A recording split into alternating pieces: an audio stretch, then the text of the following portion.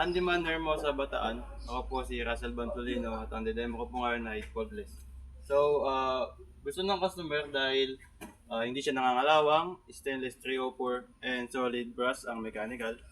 Then sa pagdating naman sa warranty, 5 years sa finish kung sakaling nag-fade or nagkaroon ng hindi man na human error, papasok siya sa 5 years warranty. Basta hindi human error Yes, and nag-fade siya, pwede siyang pasok siya sa 5 years warranty. Then sa mechanical naman po, kung sakaling mapatunayan natin na factory defect or hindi siya sinadya na masira, Yes. pasok siya sa 25 years mechanical warranty. Mm-mm.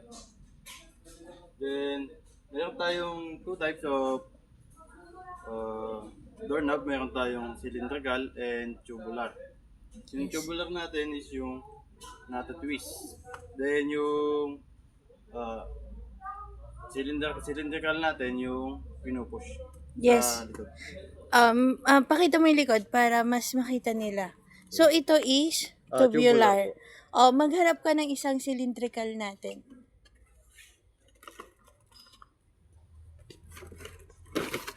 Ito po yung cylinder.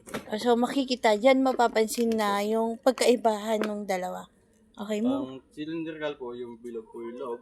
Then ang tubular yung malinaw po siya na tubo lang na babaks. Okay. Ayan na po. Thank you.